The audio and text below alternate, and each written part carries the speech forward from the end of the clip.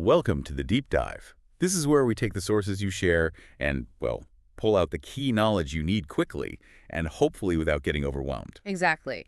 And today we're looking into something really interesting, an excerpt from a Pali text. That's right. We've got the text, translations, definitions, the works. And our mission basically is to get under the skin of one particular story in this text. We want to understand the main events, sure, but also the deeper ideas. And it really kicks off with quite a striking scene, doesn't it? It does. It starts with this journey, a blind elder monk and a novice. So let's get into that. Okay, so the story opens with this image.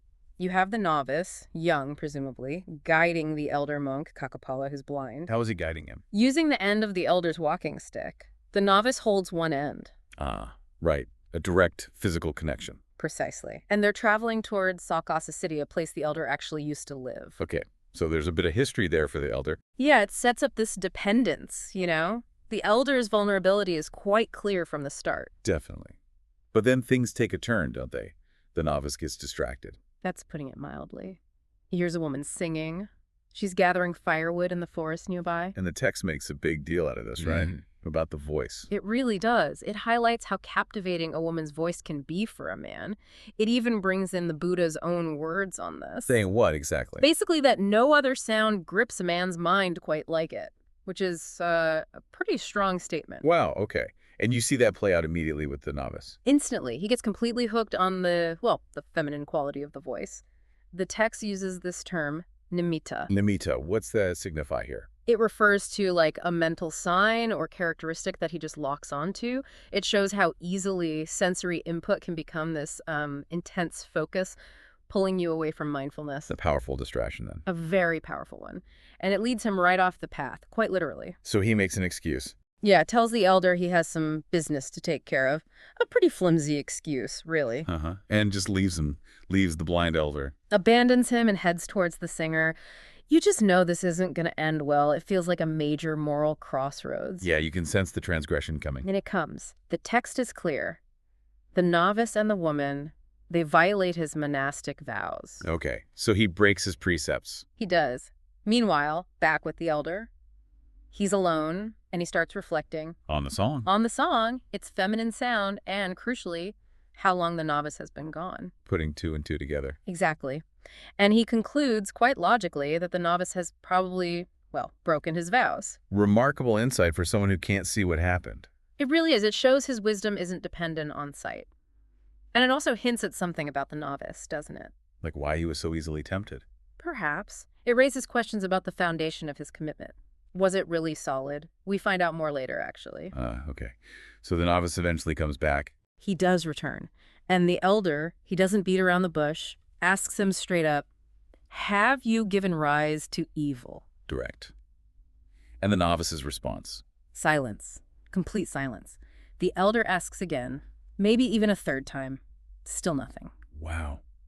That silence is pretty damning, isn't it? It says everything. It's an admission without words. So what does the elder do? He takes a firm stance. He says, effectively, I can't be guided by someone who's done this. He refuses his help. Absolutely. He sees the moral failing, you could say moral blindness, as disqualifying. A powerful moment. The contrast between physical and moral sight. Very much so. And this finally breaks the novice's silence. He confesses. Well, first he acts. He takes off his monk's robes, puts on layperson's clothes, the clothes of a householder. Oh, so he disrobes on the spot. Yes. And declares, I am no longer a novice. Then comes the confession. What does he admit? This is quite revealing. He says he didn't actually become a novice out of faith, out of real conviction. No. Then why? Out of fear. He was scared of dangers on the road, robbers, perhaps wild animals, and saw the monastic life as a safer option. Wow. Okay, that explains a lot about his earlier actions. It certainly adds context to his vulnerability to temptation, doesn't it? His commitment wasn't rooted deeply. So, after confessing this, what happens? Does he just leave? He suggests they both leave. He probably just wants to get away from the situation, the elder's judgment. But the elder isn't having it. Not at all. He delivers another really strong statement. He says, evil is evil. Doesn't matter if you're wearing robes or householder clothes. The act itself is the problem, not the label. Precisely. And he challenges the novice. What good are you going to do as a householder if you couldn't even manage the basic morality of a monk? Oof, that's harsh, but fair, maybe? It's direct, and he repeats his refusal. You will not guide me. How does the novice take that? He completely breaks down. The text says he wails, throws his arms up, and just runs off into the jungle, distraught. Leaving the elder alone again seems quite precarious for him. It does seem that way. But then the story takes this, well, almost supernatural turn. Oh, how so? The elder's virtue, his unwavering moral stance, apparently has cosmic ripples. Cosmic. Yeah. Sakka, who's the king of the gods in this cosmology, feels his throne become hot. His throne gets hot. What does that mean? It's a classic sign in these texts. It signals that something significant, often someone in distress or someone of great virtue needing help, is happening on Earth. So the elder's situation literally heated up heaven. In a manner of speaking, yes. It shows the sheer power attributed to this kind of moral purity. Incredible. So Sakka notices. He does. He uses his divine eye, sees the elder alone in the forest, and recognizes his virtuous nature. And decides to step in. He resolves to go down there himself. Yeah. But not as a god. No. How then? He disguises himself as just an ordinary traveler, approaches the elder, strikes up a conversation. Clever. What do they talk about? Sakka, the traveler, offers to guide the elder to Savatthi. He even says he knows a shortcut. Does the elder buy it? The elder senses something unusual. He realizes this probably isn't just a normal human. So his insight works on different levels. Seems so.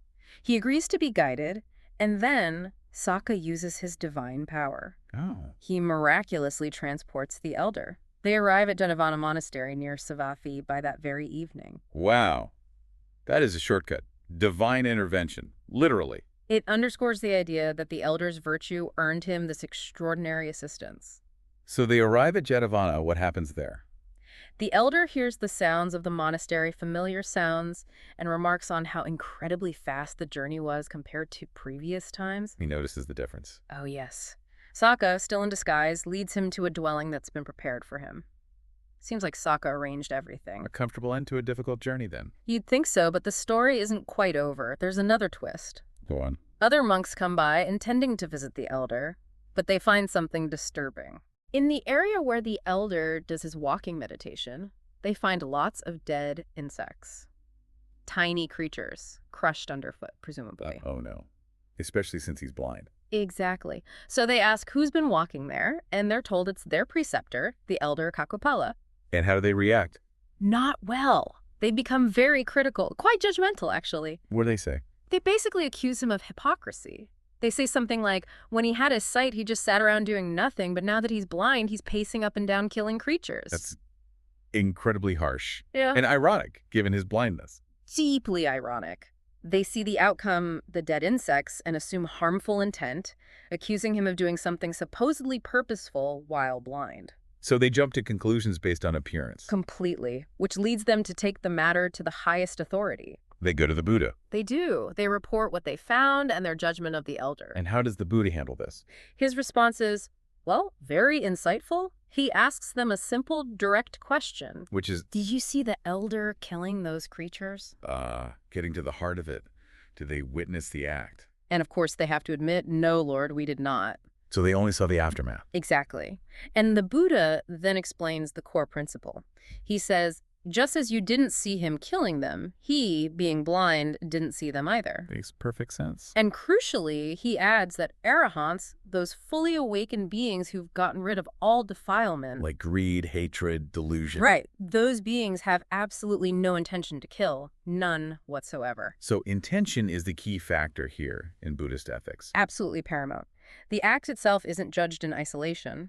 The mental state, the intention behind it, is what matters karmically. That's a really powerful clarification. It shifts the whole perspective away from just the physical outcome. It does. But it leaves the monks with another question, a deeper one. Which is? They ask, well, if this elder had the potential to become an Arahant, someone so pure, why was he born blind in the first place? It seems contradictory. Yeah, that's a natural question. Why the suffering of blindness if he's destined for enlightenment? And the Buddha's answer goes back to past actions. He says the blindness is a result, a consequence of the elder's own deeds. From a previous life. From a previous life, the law of karma, past actions bearing fruit in the present. Okay. So his current state is linked to past karma. That's the explanation given, and naturally, the monks are curious. They want to know the backstory. What did he do? Precisely. They ask, Lord, what was that action? And the Buddha agrees to tell them. Ah, so there's more to the story. Yes, it sets up the next part, explaining the cause of his blindness from a past life. Okay, let's just pause and bring this first part together for you, our listener. We've seen quite a journey, haven't we? We really have, from the novice's moral lapse due to temptation. Contrasted with the elder's really solid virtue, despite his blindness. Right, virtue so strong it even calls down divine help from Sakka. But then, that judgment from the other monks, based purely on what they saw, or rather what they didn't see properly. Which leads to the Buddha's crucial teaching moment. Yeah, that feels like the real aha moment here, doesn't it? Yeah. The Buddha's clarification that for an Arahant, someone without harmful intent, unintentional acts don't carry that negative weight. Intention is everything. It's fundamental. So this deep dive gives you a pretty thorough grasp of this section of the text. The characters, the drama, the core teachings. Hopefully presented in a way that's clear and engaging. Absolutely. And it leaves us with something to think about, doesn't it? For you listening, what does this whole episode reveal about how quickly we judge others? Based on limited information, just appearances. And how might really thinking about someone's intention or lack thereof change how we see things, how we react? That's a great point. And of course, we're left hanging a bit. What was that past action? What did the Buddha reveal about the cause of the elder's blindness? Indeed. Something to ponder until we explore further.